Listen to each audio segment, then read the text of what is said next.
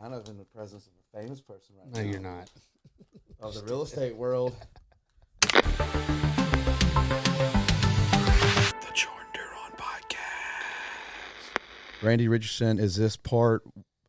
You've been on my old show Twice. okay? So, guys, So this is Randy Richardson is worked his way up in real estate. So this is fascinating to me because I was I'm kind going of to correct. I'm working my You're- way up. he's still working his way up, but you've come like a long way in the real estate world. I like to think so, yes. What year did you start real estate? 2017. Okay. What do you remember the first house you bought? I mean, you sold? I do. Was it a listing that you got? So at my first brokerage, I walked in, I started doing training, and I looked at Jason Bordorf with Powermark Properties. He was the transaction coordinator, and he was helping me with training. And I looked at him and I said, "Hey, I got a listing. Let's go. What do I need to do?" And I didn't know anything. I was green. I mean, green. I didn't know anything. He's like, "Okay. Well, hold on. let's figure out what we got to do here." So he went with me and really helped me out a lot on that one. And that was my first listing. And then like right after that, we went live with that property, and it was over in D'Iberville. And right after that, my cousin came down from North Mississippi and bought a house in Diamond Head. So I was able to kind of do, within the first 2 months, I did one of each transaction. So I got to kind of learn that way, and it was fun.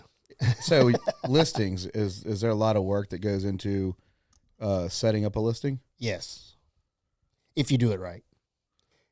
Do you control like the photos to the maintenance or how's that work? So I'll go and I'll meet a client. We'll take today, for instance. I had a lady call me.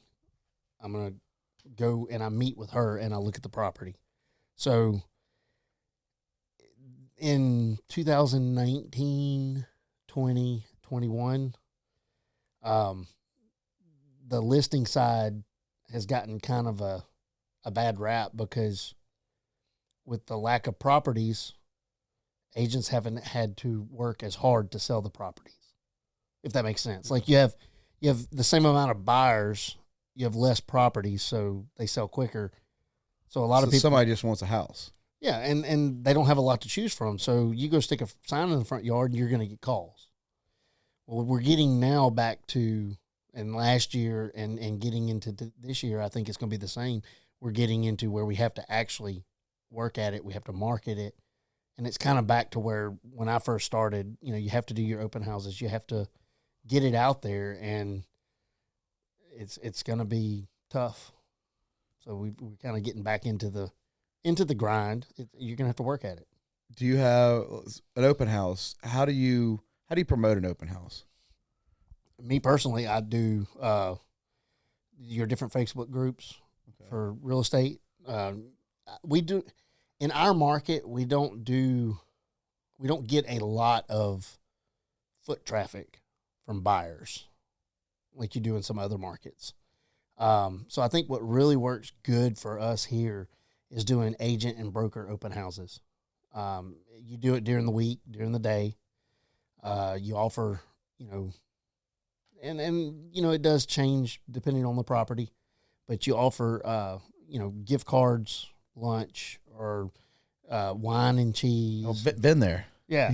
Yeah. I mean, you do that kind of stuff, and it gets agents there, which they're working with the buyers.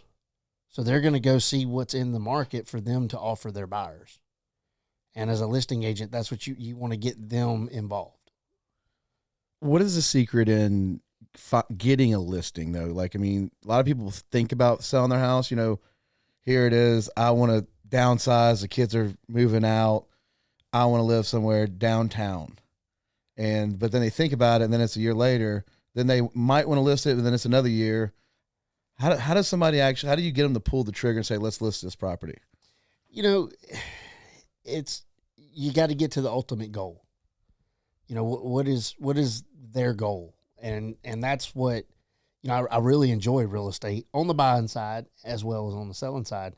But when a client comes to me and they say, I'm thinking about selling my house, come tell me what it's worth, tell me what you would do, any repairs needed, anything like that, because that's what somebody will call me. I'll go out there, I'll look through the house to make sure anything that is, a lender required repair or anything like that is done ahead of time. And that way we're not kind of on the backside of that when we get the appraisal or when we get a home inspection. So I try to do some of that, of course, declutter, depersonalize, that kind of stuff. And then, we go into it with, what's your goal? So next, you got to get to whatever that goal is. And how do we get there? So it's, it may take them, a year to declutter, depending on who they are, how long they've been in the house, but it may end up being where kids are out. I've had it where family members, a spouse has passed away or something like that. And their need to be out of the house quicker is more important than even price, even, making, the goal is, yes, everybody wants to make the most money on the house. That's my goal because I make more money on the house. The more money you make, the more money I make. Everybody's happy. But ultimately, the goal may be we need to sell this house. Military, we have a lot of military in the area. Military's moving out. They need to sell the house quick. So you have to take that into consideration when you price the property. So it could be different situations that vary that conversation, but ultimately it's getting to the goal and what is the goal. Okay. This little off topic, but have you listed a house and sold a house that somebody was murdered in? It doesn't affect the value of the property. It doesn't? It does not affect the So value. you don't have to sign anything? No, sir. Have you ever sold a house that somebody's been shot in? It does not affect the property. Okay. Okay, so this is your answer. I get it. All right, fine. So the one major thing that you have to you have to disclose as a seller anything, and if I have knowledge of it and it needs to be disclosed, then that's my job as far as being ethical to tell my client that they need to disclose that. The one thing that does affect the property in its entirety is going to be methamphetamines. So if somebody's cooked meth in the house and it's been, say Gulfport PD. Here we go. Somebody down the road. Somebody down the road. Well, say. No, I've definitely got somebody down the road right now cooking meth in a house. So they got a drug dog too. So if say Gulfport PD did a drug bust. They know where that house is too. But say they do a drug bust on this house and it's disclosed as, hey, they were cooking meth in the house, then that has to be remediated. So they have to go in, and I mean, there's a great deal of work that has to be done to that house now in order to sell it. Well, this house right here, there's a Christmas tree in the front yard. You'll know the house.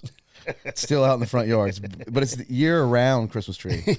It's always got like, they just decorate it for other. Oh, dude, they always got like brand new lawnmowers and stuff. Midnight dropping off zero turns. Oh, electric bikes. Like, how do you get that electric bike? You know what I mean? Like, anyways, thank you, Gulfport. But yes, the as far as somebody dying on the property and or even even being shot on the property, yes, I've dealt with both, but they do not affect the value of the property. Have you ever been like, did you ever, let's say you got a phone call, right? And then he's just like, meet me here, kind of like he'd tell he's like a drug lord. And he's on the phone, like, hey, meet me here. I want to look at this house. And then he rolls up with like $2 million in cash in duffel bags and throws it at your feet. No, I hadn't been there. I have had a situation where, and it's actually a friend of mine, but, and I've known him for a long time. I had a gentleman call me, wanted to buy a property, it was a rental property, so he was going to pay cash for it. And I had to tell him, I said, hold on. I said, when you pay cash, you still have to go to the bank, have them write a check to the attorney's office. And that's how you close. It's not go dig up the brown paper bags out of your backyard and your PVC pipes and you bring those to closing. Is this guy a car guy? No. Okay. But it was just, he's a prepper. I know him well enough to know that that's what he was going to do. And legitimately, he would not go put the money in the bank to buy the property. So he didn't buy the property. So now he's sitting on more money. Yeah. More money and more holes in the backyard. Does he have a castle in the back? No. It's happening now. I mean, see a lot of people doing bunkers. Oh yeah. I assure you there's a bunker somewhere, but he's not going to tell anybody about it. Yeah. So we're in 2000. We just finished 2023. Yes. Was it a good year in the real estate world with the interest rates? No. No, and that's just kind of lump sum. It was not, as far as interest rates go, because of the myth behind interest rates, if I can say that. So, in 1920, and then during COVID, interest rates got record lows, 2.25, whatever. So you have a lot of buyers in the market now that were looking at it then, and they couldn't buy the house then, but now they're waiting on the interest rates to go back down. And the reason I say myth is you don't want, in order to, let me rephrase that. As a home buyer, of course, you want the lowest interest rate you can get, but you don't want a 2.5% interest rate on the money you've got in the bank. Like your money's not making money at 2.5%. Yeah. So like a happy medium is mid fives, and that's probably where I hope that we're headed that direction, and it's kind of where we need to be so that you can build wealth. It's really hard to build wealth if your money's not making money. Do you think, in my opinion, okay, interest rates? I think we're at like 3 on this one. Right. We're about 3, and I think I'm going to stay there. Yeah, that's that. good. But I have a friend that just built the house during all this, and that note that he was going to pay like $1,400 a month for is like $2,200 now. And once you add insurance in, it's probably more than that. Yeah, well, I think altogether like 2,400, okay. 23, something like that. But it's crazy. It's crazy that he already had this house planned out to get built, waiting on the builder, and then he couldn't stop the house. Nope. Because his other house is gone. He got rid of his other house. Was living with his parents. When you have kids living with your parents, it doesn't work. Not most of the time. So, he's happy. I'm sure he's just on the back porch all the time having a bush light, just, not really going a lot of places. But he's got stuck, and and we're talking about it a little bit, and he's just like, I can refinance, though, in a few years. Yep. I'll be fine. That's what they always say. That's his mindset. They say you don't marry, you date the rate, you marry the house. So, you get the house you like that you can afford. And then when the interest rates do go back down, however they do get, that's when you refinance. What do you think about all these houses, though, that have jumped so high up in price, and they're just not worth it? Like there's these, the smaller, like the smaller houses. I had in Longwood and Gaucher and Hickory Hills, and 2 lots. It was a 1441 square foot, all brick, custom home. I paid $105,000, fully remodeled. This is when they did the HGTV remodel. Had the red walls, stainless steel, black cabinets. I mean, fully remodeled.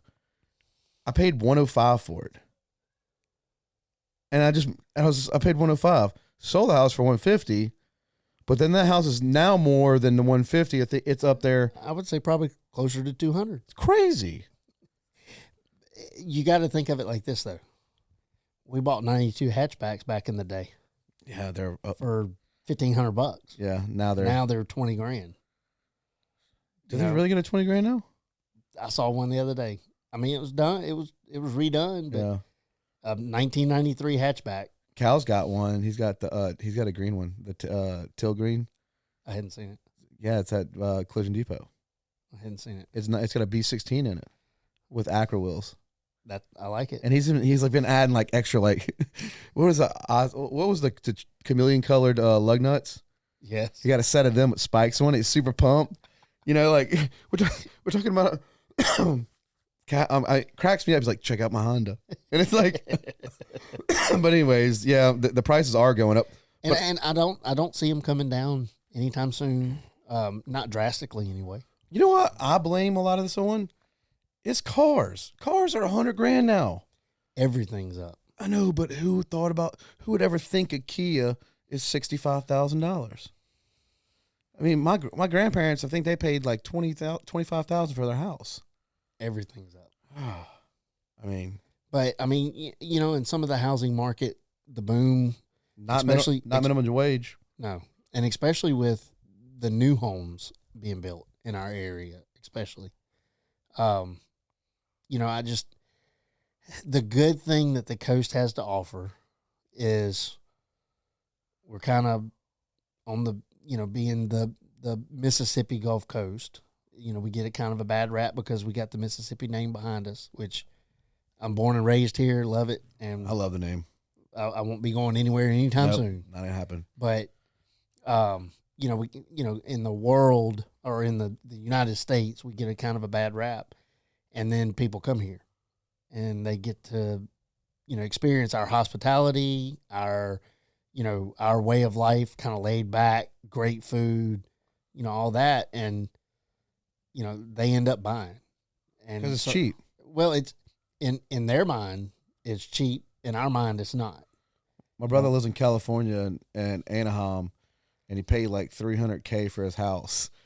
It's worth way more than that now. And he's like, "This is my retirement." And I'm like, "That's it." But he wants to come home, but he doesn't want to leave his house because all his money is in the house. He paid $300,000. I believe the house is like 1.5 now. Yeah, I believe it. And it jumped up that much. He's like, man, like, this is. Oh, look, here we go. Hold on, it's Mike Shepard. Remember Mike Shepard? I do. Yeah. Hey, Mike, I'm here with Randy Richardson. We're doing a podcast. Can I call you back? He's into Jeep stuff now. All right, bye. Well, we're going to be playing Rocket League later. We play video games, me, DJ, and Micah. There you go. And John. When John says he's going to get on. Yeah, well. He sometimes does. He's like, I'm going to get on next week, a week after. And he'll just start sending me and DJ memes. Like, the guy that didn't show up. All right, so, which real estate's, you got to have that. I really don't like all these. I mean, you got the Airbnbs and you got the rentals now, like massive rental, but big companies. I feel like a lot of that stuff. We haven't even seen that yet. It's coming. Oh, it's coming. North Mississippi. I have a fellow agent of ours that listed a property in North Mississippi, and she literally had, I want to say 3 or 4 cash offers within 24 hours. And they're all from corporations that are ran out of state that are buying specifically to rent. And it was because people that work in Memphis wanted to live. It was, I want to say Horn Lake maybe, or I can't remember the exact area. But literally, they were wanting to drive across from Tennessee to Mississippi because taxes are cheaper, because it was a better area to live. Crime rate wasn't as high, all that kind of stuff. So they were buying up neighborhoods just to rent. Like, we're talking 1,000 houses? No, you're probably talking 30 or 40 houses in a neighborhood. But every time one of them would come on the market, they were putting in cash offers. Mm. So and I think it's happening, if I'm not mistaken, it's happening a lot more in like Hattiesburg area. There's different college areas, Mississippi State, Starkville, Oxford. I think it's happening in those areas more so than what we're seeing here. Everything is turning into a subscription. I feel that way. So there's a home builder on the coast that that's what they were kind of targeting. Now, I don't know if they ever really did it, but they were basically wanting almost like a rental neighborhood. They were going to build it, and then you buy a house there. If you didn't like that neighborhood or wanted to, say, move to Florida or Tennessee later on, they were going to build one there. You were able to basically trade in your house, take that equity and put it toward a new house at in their community and really not even have to change anything. You just pick your stuff up and move it to there. And that was kind of their pitch, but I don't know if it ever came to fruition. But I mean, if new home builders are talking about that, then it's got to be there's a market for it. We just pulled off the Sands. Did you hear about that? I've not heard the details. So we're going to do 31 units. Okay. So it's going to be 31 units. You're going to be roughly, I would say, 3 to 4,000 square foot range. Really? They were kind of built that way. I know it's in the threes. Are they all connected, or are they all going to be individuals? They're all individuals. That's awesome. But the way Butler designed it was he likes the Santa Rosa beach. Right. So he's got a lawn in the middle that you got views from every house, the way it's structured. Okay. So you get to see everything. Okay. Yeah, and that we pulled that off. That's awesome. That happened. That was the new year for us. That was big. He's been battling a lot longer than I've been battling it. It was just one of them things that we went to Maison Deleu, and he just wanted me to do the BW Arson marketing, his new right. Yes, his neighborhood. new lines. And then he's like, "Hey, let me take you to my project that it's on halt right now." And I was like, "All right, man. Well, I got a podcast. Like, I was like, if it's something crazy, like you can just hop on my show or something." This is I remember that. Yeah, this is us just like having a couple beers, go check out the property. And I was just so sad because I've seen the sign and all the mud and water and all the grass growing and stuff, and I see Butler's face, and it's just like you could see hopefully it's going to be built. Right. But you could tell he was like, 2 buildings were built, and it's crazy. But now 31 units are going to be there. That's huge for people coming in. And in the Ocean Springs area, that's big. I want to see more of that area. development. I want to see more of that style. We're getting it. I've got one, Long Beach, right? Well, not Long Beach. It's West Gulfport. I've got one right now. We've sold all the beachfront properties, and there's only, I think, 2. One's being built right now, which will leave 2 properties of that haven't been built on. They're sold, but they haven't been built on. We had total of, I want to say 19 lots, I think, either 18 or 19 lots. And so we've got middle sections still available, but it's a one-way road. It's rear entrance homes. It got kind of that Florida style community. What's the number on one of them bad boys? I sold one on the beach. I think it was $875, almost $900, and then For the lot. no, for the house. We sold he House built and a lot. House That's and not a lot. bad deal. It's not. I've got one available right now at $599, and it's house and lot. Now the lots themselves are going for, I think, 89 to 92, and they're like 100 by 70, I think. So they're small lots, but all the homes are elevated. It's all AE flood zone, so it's not not a velocity zone, so that's good. It's all high. Flood is a big thing. It is. And this is all. It could have been, the whole neighborhood could have been built on like a 4 to 6 foot chain wall, but we decided, or I didn't have anything to do with it. The developer decided to start it at where it's like everything's got to be elevated. So he did the first house, I want to say at like 8.5 to 9 foot, and then that's kind of been everything else is built up like that off the ground, so you can utilize the whole underside of the house. When you meet with a client, so I had this happen to me first time buying my house. I had an agent, it was her first time, but she didn't give me any right documents on like in the flood zone. So I'd go in, I had a rural development loan, and USDA. You can't be in a flood zone. No. So I would go on a house and try to put offer in, and then it's in a flood zone. Yep. She would even do the research. So about the second or third house, it was like whatever. So then I started doing my own research. It's really, and I tell clients all the time, and you know this because you're in insurance too, but I ask them, a lot of people that aren't from here, especially, I always ask them, have you ever looked into our flood zones down here? And they're like, no, I know it's kind of a big deal, along the beach. And I'm like, no, you don't. So you look at our flood maps and they look like two kids sat down with 3 different color crayons and had a fight. I mean, every yard can be different as far as the flood zone goes.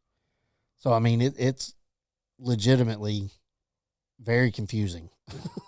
But it's expensive. Yes, it can be. My sister was looking at a house. She's early 20s, just got a baby. Boyfriend works shipyard. They found this house in Gulf Park Estates. Okay. And I was on the phone with my dad, pulled the flood on it. And by the time I pulled the flood on it, I mean, the house looked good, but the amount of money, like, I think it was like $4,000 for flood. So there's a like the one I've got on the beach and that we've got for $5.99. The flood insurance on it's $11.20 That's it a year. So that's not bad. No.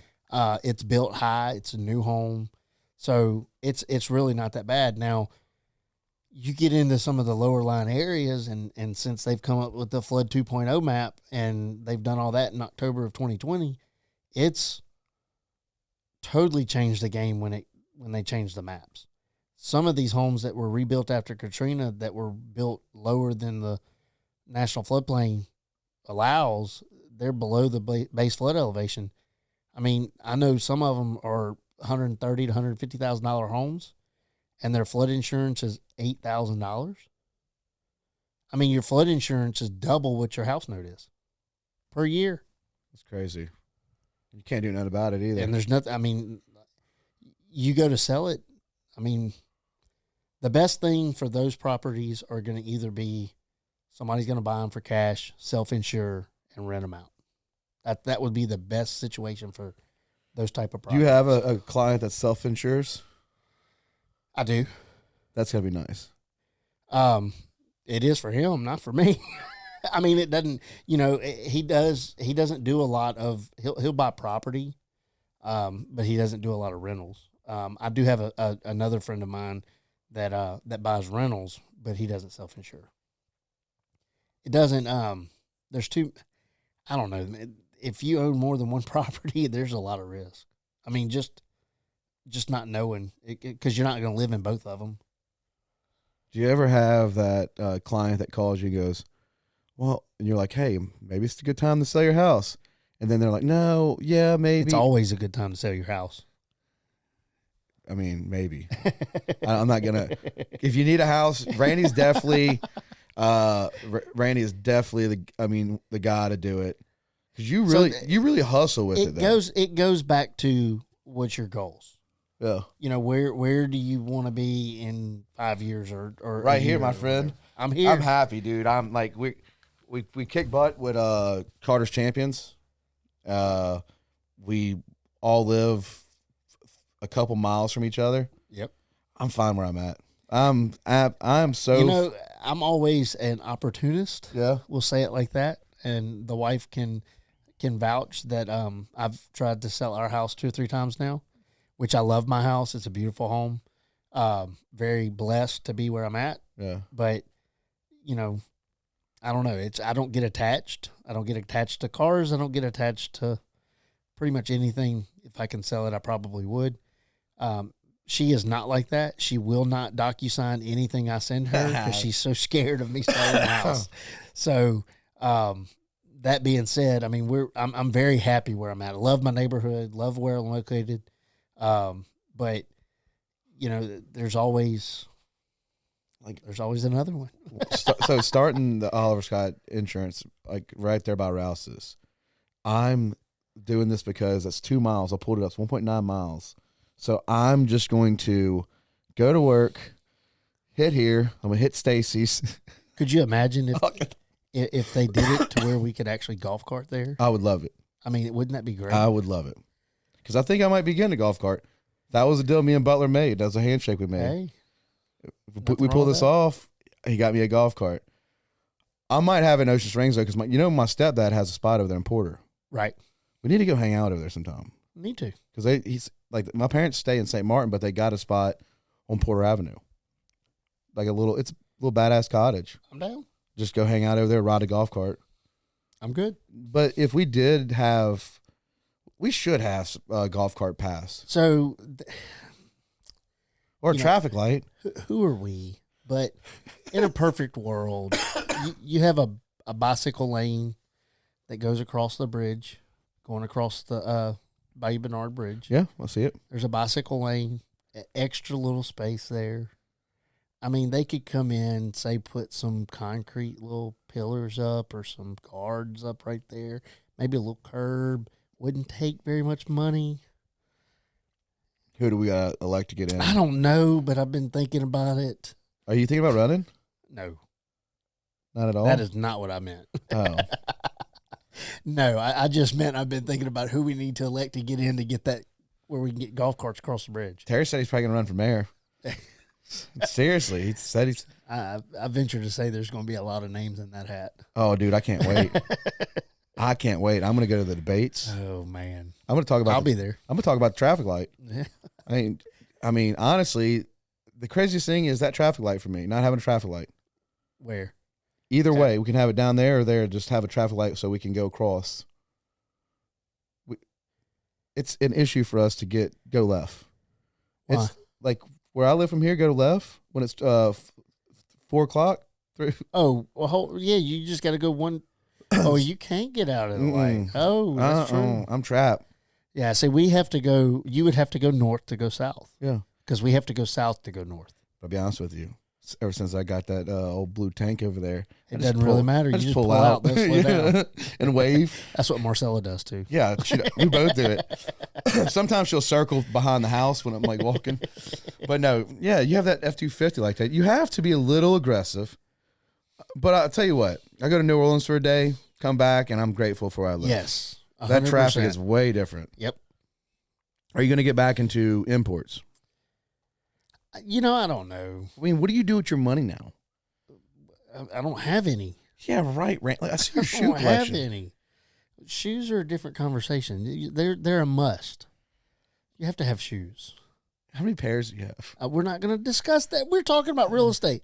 Let's talk about real I estate. know, but just real quick. Let me guess. 25 pairs. No. More? Oh yeah. 50? Probably thereabouts. I like shoes, man. How many pairs does your daughter have? She's catching up. So you're just straight Nike though. You're a No. sneakerhead. I'm scratching the surface of a sneakerhead. Like I enjoy it. If I wanted to blow a bunch of money, I know what I would go get, but I don't. I wear my shoes. What's So your favorite pair of Nikes? I've wanted a pair of Jordan 4s. So I got me a pair of gray craft Jordan 4s. I love them. know. I have a pair, I do too. but I have the. I don't wear them as much. Honestly, they look great. I think personally, my opinion, I think they're one of, you've got your Jordan 1s, which are like low top Jordan 1s, but high tops. You've got those, and they're very popular. I think they're a good design shoe. High tops are not that comfortable for me personally. So I thought the Jordan 4s would be a lot better, and Do you like them? they're not. They're not that great to wear. They're kind of tight on narrow. Yes, they are. I have a pair for my Tux. They're the lasers, and I didn't know this, but I still have the box and everything. And I'm not a big sneaker guy. My cousin Kyron works at Nike, so I got a pair I of didn't them. know that. And they're $450 now. The ones I got are not that expensive, but they're No, but I'm saying I paid $125, $150 Right. for them 5 years ago. So they have this Nike app called the Sneakers app, SNKRS. So they can't spell it right. No, I guess it's too many letters for them. I don't Okay. know. Me too, evidently. But you can get on there, and they do drops every month, and they do different shoes. And if you put your name in the hat and you able to win those shoes, they normally go up in value. And typically, you could resell, if you wanted to resell shoes, you could resell them sometimes double, triple. What are you, 10? Huh? What are you, 10? 9.5. Oh, that's good. Okay. Okay. I actually got these off the Sneakers app. 9.5. And that now they're up in value? No, these are not. These aren't. I don't think they're still sitting on the shelf, but Whatever made you want to start color coordinating shoes and outfits? Oh, I don't know, man. No, I've always been fascinated. You've always done that. Always. It's always you're always color coordinating shoes and at least one main piece of your outfit. Yes, always. It's crazy. I just don't see it any other way. I mean, you have the blue suedes. I mean, is that I've got the blue. I've got red. I've got black. where do you? All right, when you think of real estate agent? When you first started, did you wear a sport coat? Or a polo? No, I mean so it's different here. Yes, I do wear sports coats, but most of the time, honestly, during the summertime, you'll catch me. I'll wear a pair of shorts and a polo. That's what people. When you come down here on the coast, that's the lifestyle we live. I don't think, and I've never had any client tell me different, that they expect you to come out in a 3-piece suit to sell a house. And I've sold $1 million houses plus, and I just don't. It's a pair of work boots, a pair of jeans if you're going to look at land, whatever. I don't think it's as strict or as but it's important that you have a style. You have to be professional. So, okay. I probably couldn't go yoga pants every day. What's a typical morning for Randy Richardson? Get up and kind of game plan for that day, or is it night planning? No, I try to plan for the week. So where's it start? I get up normally, and winter times are tough. I've got some neck issues, so getting up in the morning is real early in wintertime sucks. But I try to get up early. I try to get up around 5:36, if not a little bit before that. I was going to the gym every day at 5:15. I have not been doing that lately, but I started back yesterday going. I'm working out at the house, and I'm trying to get back into doing that. So I'm going to try to get up around 5:30 every day. But my goal is to get up, see Marcella and Lila off, whether it be school or work, and then I head to the office. I'm normally at the office before or right around 8 o'clock. I get there. I try to get there before anybody else, because if I do, I can get my stuff done before anybody comes in, and you congregate, you run trouble. What's for lunch? Yeah, that's pretty much what everybody does. You see that TikTok? You see that person run that person over? Yeah, you see that. That's but you do that in the office. So there's a lot of distractions that come in, and then any kind of meetings, anything like that. First thing in the morning is I try to knock that out, and try to plan for that, and that way throughout the day you can make your calls and you can meet your clients, showing houses or whatnot. And if you schedule your calls in the morning, you try to stick to that. You try to make sure that. I was always told, don't be a Pop-Tart agent. Don't. What is a Pop-Tart agent? When they call, Tastes you go. Good. The Pop-Tarts do taste good. No, but you call, or they call you and you go. You want to set some type of schedule and not be that type of agent. It's hard. Because do you ever go, hey, excuse me, I got a massage at 2 o'clock. My neck. I typically don't. Okay, but have you ever? Yes. Okay. I like it, though. I don't call them massages. I call them doctor's appointments. But it's a massage. It could be a massage. What kind of music do you listen to when you eat a massage? I don't. Like, I try to go to sleep. You can sleep through a massage? Depending on who's doing it most of the time. Oh. That means they're doing a good job. Can you drop your spot? Can I what? What's your massage spot down here? I actually go to Massage Envy. Gulfport? Yeah. You got a membership? I do. First name basis? No. Okay, it's not like that yet. No. It could be. I don't. It was. I had a hookup, but he went somewhere else. But anyway, he got me a membership. I did have. She's no longer working there, but I had a regular lady that I went to, and she did a phenomenal job. And but honestly, I got to where I didn't have time. Do they massage so good it pops your back? No. Dang it. No. I think they call that a chiropractor. Yeah. Yeah, I mean, the only spa I've ever been to is IP. So, Have you been to the IP? no, We definitely should go. but I have a membership. But dude, it has like it has a spa in there. There's fresh fruit and stuff. Oh, yeah. Kick it, relax. Yeah, no, we can definitely do that. So, we went to Mexico over Thanksgiving. Okay. And part of the resort that we went to, which we had a group of us. Okay. But part of the resort that we went to was that you got a manicure pedicure. Which, have you ever had a manicure pedicure? Yeah. Okay. I know my sexuality. Highly recommend. I mean, it's not the first time I've had one done, but we did have a friend of ours, a mutual friend of ours, which I won't name because he'll get mad, but he has never done anything remotely like that. And he had Does it start with an M? maybe. So he had a manicure, pedicure. He didn't really care for the manicure, which I don't really care for manicures, but he didn't mind the pedicure. And then they did a 20-minute massage. And I didn't get a massage. My neck was bothering me. When I'm on vacation like that, I don't want to risk a bad massage because if we get and it's not a bad massage, but if it's too hard or whatever, if it's not right, then I'm down for a day. And I just don't like doing that on vacation. So me and Marcella went to the pool. Me, Marcella, and Lila went to the pool and got some spots or whatever. So they came down after he got his massage. He looked at me, and I'll never forget it. He looked at me and he said, man, he said, when you go get a massage, don't you go for like an hour and a half? So yeah, I do a 90-minute massage. He said, man, how do you function afterwards? I said, what do you mean? He said, man, I had a 20-minute massage. All I want to do is go back to the room and go to bed. He said he fell asleep on the table at a 20-minute massage. I was like, see?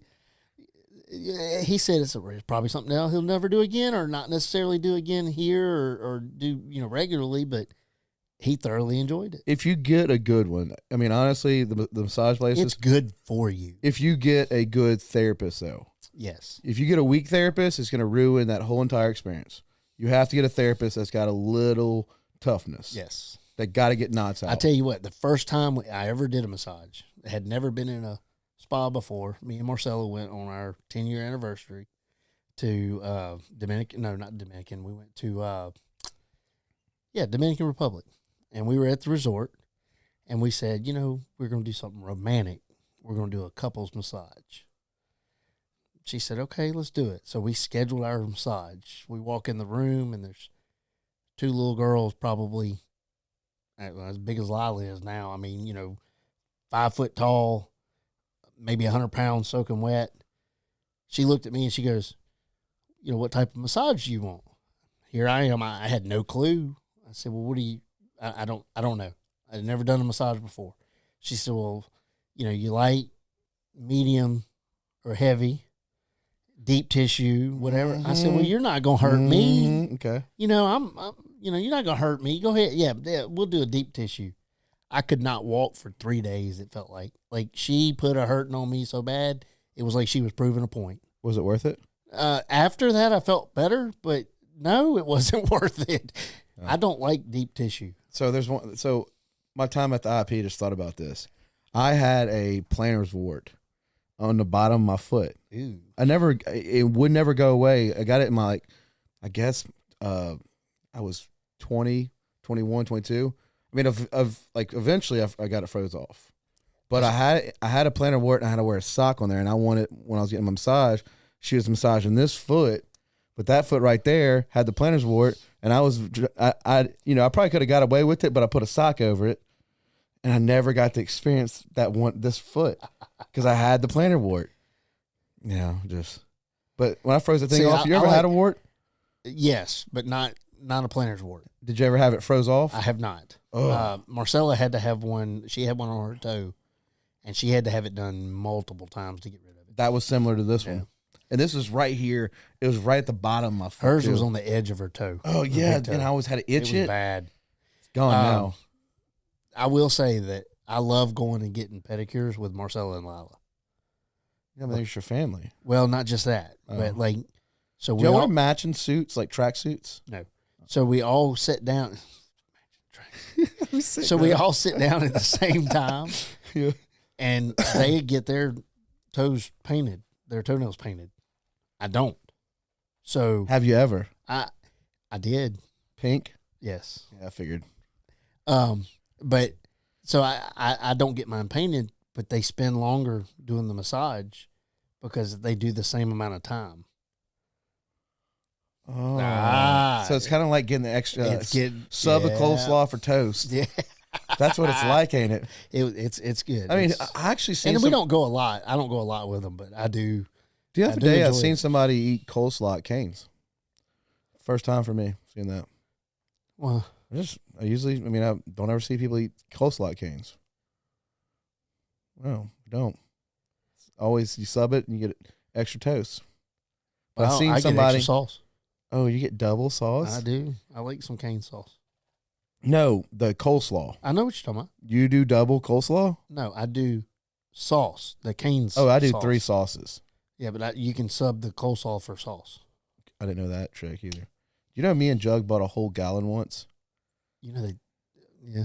We bought a whole gallon and I was going to say they sell it, but they sell the Chick-fil-A sauce now. No, we bought it. It was $21, and they went. I went to Cane's and Gulfport, and it goes, "We don't know what it is. We'll just measure it out." They filled it up in a sweet tea jug. Then we went to Pier 1 and bought 2 statues that were matching together. We went back to his house, and we had Y'all that. wear matching tracksuits? We used to do polos. Yeah, we used to always match and shit. I miss that dude. But we had that cane sauce for 3 months in that refrigerator. I was eating cane sandwiches, ham, little cane sauce. Everything. Yeah. Everything. Well, we're roommates, so you know what I mean. Right. Like you had frozen pizzas. You remember the Mama Rosa pizzas? You had the frozen Mama Rosa's pizzas, cane sauce, and then Taco Bell at 2 a.m. I mean, now I got. Waffle House. Oh, I mean, do we have Waffle House here? Heck yeah, we do. Up that way. I didn't know that. Right there on the beach. Yeah, I need to go to it. In between, the Bees and Courthouse? I went to Blue Dog for brunch. It was insane. So, have you been to Captain Owl's? About to go. It's pretty legit. I know. I keep seeing it. We got it to go for my grandmother and my parents. And I got the chicken and waffles. And A fan.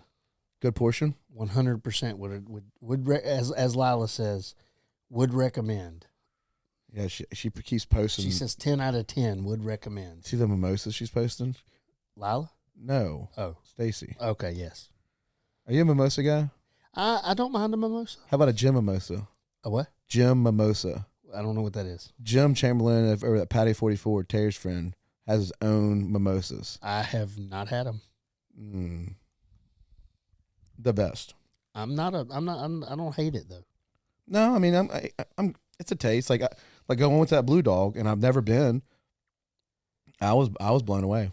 Yeah, they do. Had a steak and egg. Yeah. Woo. Marcelli gets the Benedict there. What is the it's- Benedict? It's she does scrambled egg on top, but you get a runny egg, like a little fried egg, Okay. on top of a. It depends on if they put it on a biscuit or, what they put it on bread wise. But they put avocado on it, and then they put the egg on top, and they put holiday sauce over it. Shit. Yeah. Yeah, the holiday sauce makes it. What's yours? I'm a sweets guy.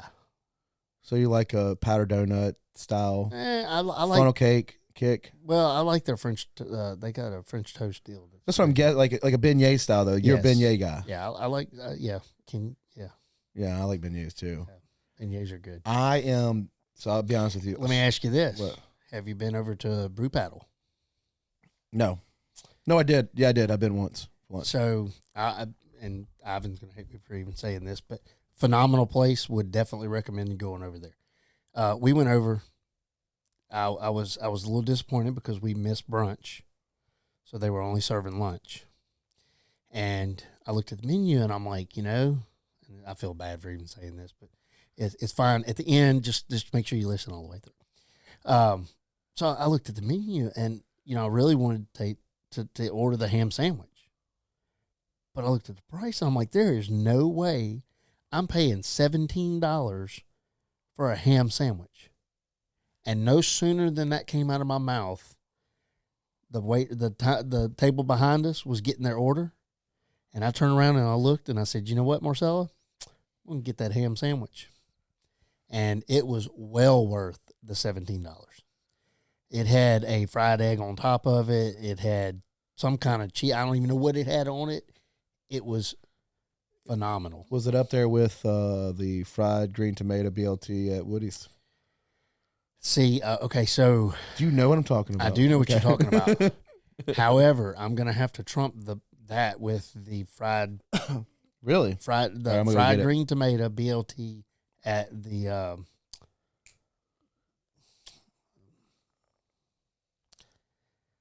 Woody's. no, where's the guy that you said where's he work at? What? Terry's buddy? Oh, Patty 44. Petty 44. They've got a fried green tomato sandwich that I know. is phenomenal. Yeah. I will say, But I like the one at Woody's too, don't get me wrong. so I'm not doing interest over Biloxi anymore. I'm in Gulfport. So that's where it throws a lot of stuff off. I'm normally at like Renee's Deli. Have you ever been to Renee's? I have not. So Renee's Deli is right there by Half Shell in the middle road. Okay. It's about 4 tables in there. She's been in business since 1992, cooks it herself. She's closed. She's sick right now, so she's going to be open next week. But she's only open Monday through Thursday from 11 to 2. Best po' boys, best pressed po' boys all over. How did we get on food? Let me tell you something. The place across the street from the Half Shell in Biloxi? Yeah. That's in the old, I think it's the old library maybe, or old courthouse. Yeah. That breakfast La place. Beignets. Le Beignets. Yep. And they're good. Renee does this BLT. All about some food. She does this fresh French bread BLT with just extra bacon, and it's pressed, and it comes with Zap chips and a sweet tea. It's like $12, and she does red beans and rice on Tuesdays. But she's been in business since '92, and she still cooks your food. And her summers, I know Summer, that's her mom. It's like your mom cooks your food for lunch. You got to get in there. You got 3 hours from 11 to 2. And it's the experience. Everything from the turkey sandwich. And she gives you 2 pickles. And she gives you 2 pickles. 2 pieces. Yeah, and it's slices. what is that? Remember the styrofoam old school plate? Yep. That's what you get it Hot on. plate. Yeah, that's what you get it on. You get a canned root beer or Coke or sweet tea. Have you seen the guy on YouTube that I can't think of his name now, but he does he goes around to all the different places. He's out of New Orleans, I think, or out of Louisiana. I think he's out of New Orleans area. But he goes around and gets red beans and rice at different places. I might is So he the redheaded guy? Okay, no. And he's a young guy, but he does a video on it, and he's pretty good. But he came over and went to Church's fried chicken, not Church's, Cajuns. Fried Hearts. chicken, Cajuns too. Yeah, he went to Cajuns. He's like, never would you experience this. Cash only. Yeah, not just that, but good food. But Hearts is good. You know what's good food? Max Marathon. Max got some. Max coming on. No, He's coming up. He was in. I think he was in Vietnam for a he wedding. was. Well, he was at. Yes, He's coming on. I'm gonna have all my old school friends on. man. I've got to come over here when He's gonna be Max coming on. He went against Max. it. Good people. Great, but he's got good food. He does have good food, Also, and a lot of people won't agree with this because a lot of people don't eat them. But I was raised a little different, country style. But chicken livers, good. I love some chicken livers. Yeah. I can't eat them as much anymore because I get gout, and I get gout from chicken livers. What does But gout look like? Can you show me? It's bad. I don't have have it it right so now. I can't show you right now. Can you walk? When I have it, no. Is it in your knee? Is it in your Nope, foot I or get your it toe? right there, right there on the edge of your Where foot. Marcella had her. Yes, Okay. but you cannot. I could not put a sock on my foot. Damn. Can you wear a size like 10 and a half? I couldn't wear anything. Have you bought some Crocs yet? No, and Let me tell you something. I won't. Yes. No, Life changing. because they're comfortable, not because they look cool. No, I know. they're comfortable for me. I know. They Oh, are. Lila loves them. I can't. I can't do it. love. I've been wearing hookahs for a while, but I love hookahs. I like these more. I can't do it. Can't do it. I'm never not. I got Count Dracula ones. I got Count Dracula ones. You got another one sitting over here on the floor. Yeah, right here. What is that one? I'm gonna tell you something, man. I'm gonna tell you something, okay? I You know. can't do it, man. can't do Look, it. You already get you some of them big red boots. my goal going forward is living in my community, hanging out with my son, being happy, less stress, selling some insurance, making some money, taking that money, putting it back in the community. Carter's Champions, what we do together. Yep. We've been raising money together for a long time. That's it. It's gonna do the circle, and then I want to buy a CRX and a Typhoon. That's it. That's it. That's and I want I can't hate on either one of those. Blazer Bay. I want a 16-foot Blazer Bay. I can't hate on any of a that. little black Blazer Bay, and that's it. That's the only things I want. A little CRX, a little Typhoon, because I don't want the Cyclone. I want the Typhoon where I can ride my friends in it. Yeah, gotta have 4 seats. Yeah, I want a Typhoon. So I'm gonna work really hard, and then we're gonna be doing a lot of stuff in the community. I want to go this year. I want to start going a little more modern with us being able to raise money on the internet. I wanted to be able to go live and do like a telethon. I want to start doing fun stuff like that. Like we can do it here. I already have that set up over here. So we'll probably have to use each other's phones though. Like your phone, my phone plug in, like, cause there's like a HDMI hookup For multiple views. for like going live on Carter's Champions. Oh yeah. So we can have a couple cameras and we can sit around and break up the entertainment and bring in some survivors and stuff like that and start raising money on the internet. I think we could do it. I feel like we do a lot here, word of mouth. But I really think that's all we've done. if we can just get on, like, get us. I mean, I say that not in a bad way, Yeah. but I mean, we've been able to raise a good bit of money word of mouth. word of mouth. Now we got to step it up. I mean, $1 million is goal. I mean, seriously, it's going to happen. It will. And Oliver, you up here? You're hiding up here. Okay, it's fine. You're fine, Randy.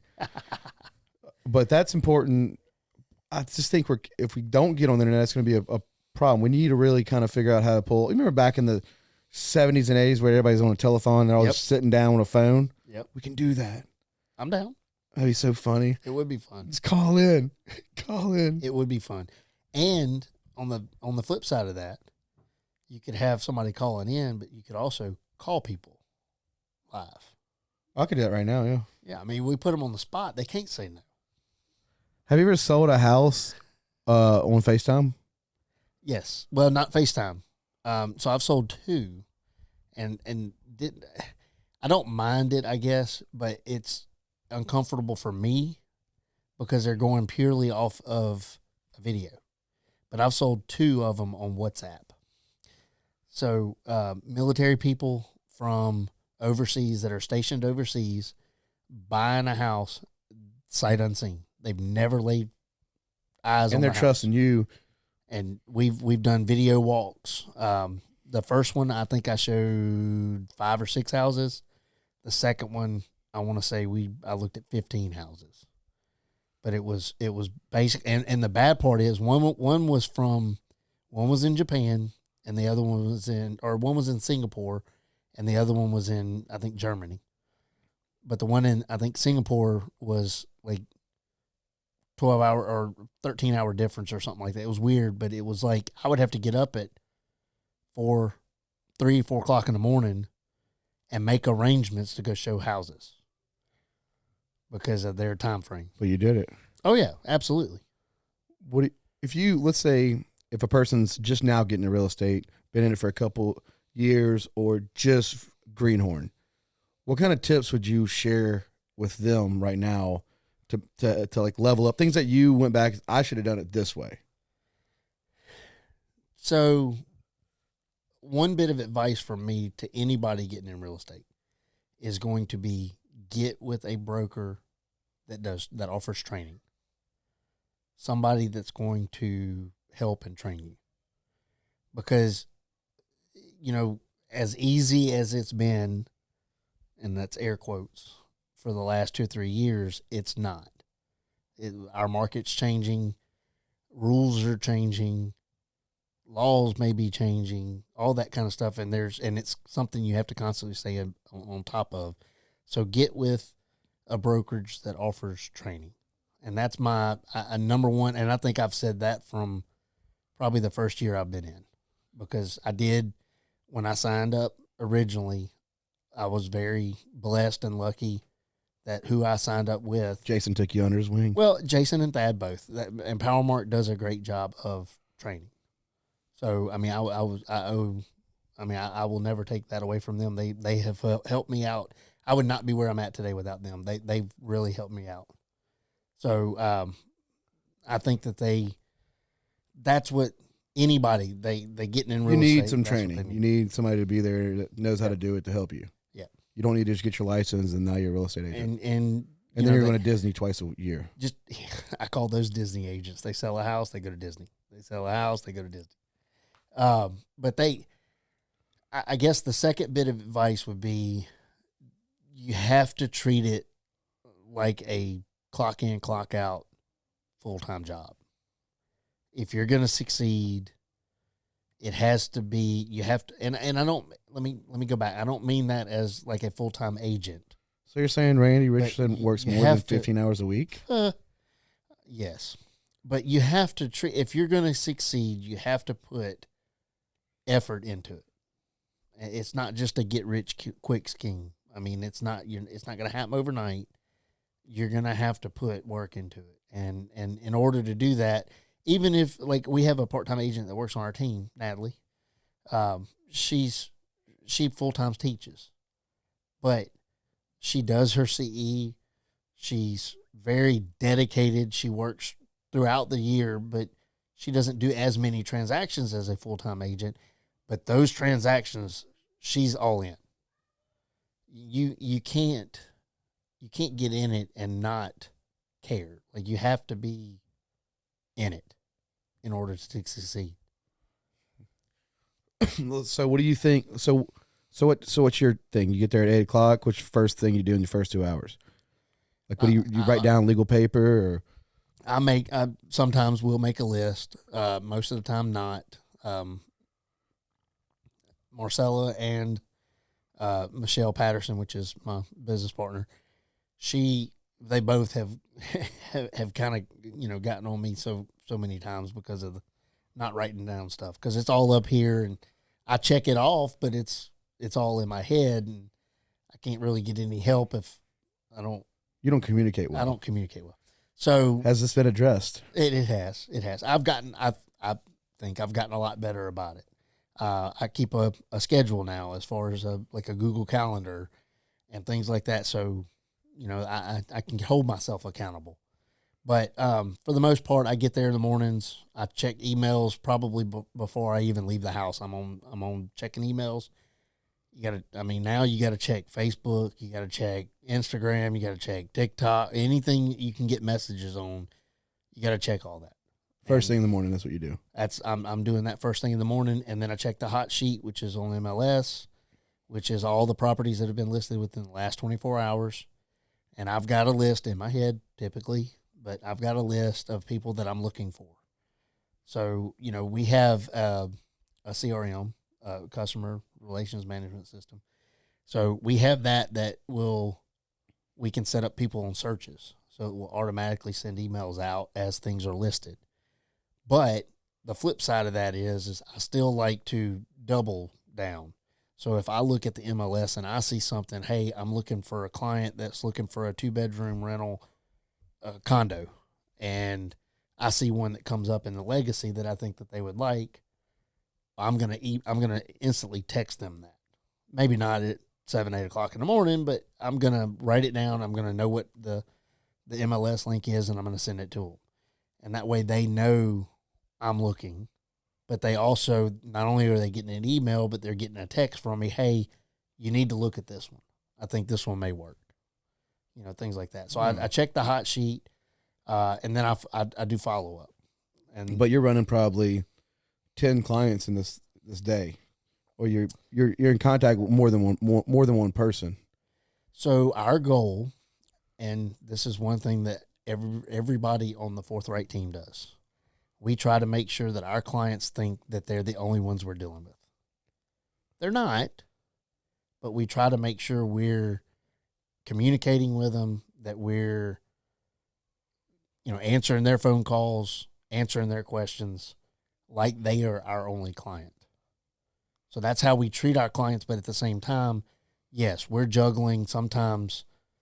I mean, I'll be honest, in 2020, 2021, I was closing 11, 12, 13 deals a month. And we were juggling. I mean, you've got to juggle that. Plus, it's a pipeline business. So anything that you've got. You sold over 100 houses in a year? 84. That's a lot. That's So, a lot of houses. I mean, yeah. How many what's the most closings you've been to in a day? 4, I think. 3 or 4. And have you ever hid any checks from Marcella? No. It's all direct deposited. Oh. So, no. That other 50 grand, where'd that come from, Randy? It wouldn't be that. It would be, where did this new toy come from? You know, I went to the real estate school, went through it, and I was going under the Carters, but it just wasn't for me. I knew it. You know when you just know? Yep. It wasn't for me. And, I mean, I learned, but I'm just the type of person, if I look at something like insurance, when I did insurance, I was actually started finding it fascinating because I'm like, oh, this is big government. Yes. So that fascinated me. So then now I'm obsessed with insurance. Right. I'm staying here. And that's exciting for me. Right. But real estate just hit me. I think it was, you really have to hold somebody's hand through the process of home purchases. You know, a lot of people, you know, let's say you got a house under contract, it falls through because the house has got termites, and you got to break the news to the wife that wants to be in 24 days. Right. And that's, you already sold their house and stressed out or pregnant. I just knew that wasn't for me. Right. I just knew it went, look, and you're good at it, but there's a lot more that goes into. There's a lot of behind the scenes that people don't see. You're working for your money. Oh, yeah. Oh, yeah. I mean, I tell people all the time, you got to be a bartender, a psychiatrist, a marriage counselor. You got to be a therapist. There's all kinds of hats we put on. How many best men's have you been asked to be for your? I have not. Nobody's asked you to be a best man yet? I have not. Not through real estate. What's the biggest property you've ever Actually, sold? I've never been. Now, I will tell you this, and Nobody's nobody's gonna hear this. Nobody's gonna hear this. Yeah, you're lying. I probably shouldn't even say this, Nope. but I have. I'm ordained to to marry people, so I'm an ordained minister, so I could perform weddings. Christian So, Motorsports. hang on. So I have been asked by one client. I did her wedding, and I did her husband's daughter's wedding. So that's through real estate. that's about as awesome. close to a first man or best man that I've What's the biggest house you've ever sold? Or I mean, you do commercial too, right? yeah, but I don't do. I'm saying house. Let's say house. Well, I don't deal much with commercial, so that wouldn't. I don't think that would. Have play you a ever part. sold a $3 million house? No, 2, but you got to think we don't have very 2, many. No, 1.5, 1.3. 1.3 is big here. It is. Yeah. It is. But I also probably the one of the better days that I had. I closed 3 properties in one day, and I think the first property was 7 something. The second property was just under 6, and then I think it was like 800 and something for the other one. So it was like almost $2 million in properties in one day, or a little over. Dang, dude. Did you go to Vegas? What'd you do? With No. that? What'd you buy with that money? I didn't. I paid taxes. No, but what'd you buy though? I don't. You have to be. I pay bills, man. See, that's the problem, and I know you're not. I know you're just messing with me, but that's the problem when people see. Okay, so I closed $2 million. Well, that doesn't mean I got $2 million. No. I got a percentage of it after paying everything. We got at least $1,500. Right. Well, more than that. But Exactly. still, So you could have bought like a rifle. Even if it was 15 grand, you have to pay taxes. You have to pay your car. You may not have a closing the next month. Like, there's so many expenses that come out of that because. Come on, Randy. You got to tell me one time you bought something crazy, though. So I will tell you this. Something crazy. I'm talking like a medieval sword, something wild. I would say a weapon, but probably not that. Okay. I will say this, though. When I was going through real estate class, the lady who taught us in real estate class said that when you get your first check, spend half of it and then start budgeting. What'd you buy? She said, you deserve it. Spend half of it and start. My first check wasn't that big, but I think my first year in real estate, I think me and Marcella went on vacation. Disney World? No. I don't care. I mean, you've made some bad decisions really in your life, care. though. I mean, you sold that Buick. You sold the Excursion. I'm not saying I have not made dumb decisions. I'm calling these out for you. You're just calling them out. Yeah, now. the Excursion, Okay, the hatchback. I mean, the crazy thing is you got your dad's truck now, so you can't sell that. No, that's not going. So anywhere. that's the good thing you have that truck now, though. It's not because you going can't anywhere. sell it. No, my mom would kill me. Yeah, you couldn't sell it. No. How's she doing? She's doing good. Okay. Well, would you like to come back on the show? When? No, I was thinking get a couple of y'all. Have, Yes, every absolutely. few episodes. I mean, you live right by the house. Yep. All you got to You're do is fascinating. I mean, I won't say all that, but it's fun. No, I mean you got into real estate. I remember. I really enjoy what I do. I remember when you got into real estate, though. You didn't have a lot of money. No, I didn't. You were busting your ass. Yeah, You were slanging electronics and working Coca-Cola whatever for 14 it took. years, 13 got years. You got off O'Neill Road. You got off of O'Neill Road. That little 1,300 square foot house. But I was blessed back then. There's a lot of good memories from then, and I think just like you growing up, the way we grew up is what made us who we are today. It's just little hustlers. It made us hustle. And I kind of, I lost it after that mattress store and in going through this insurance stuff. I got it back.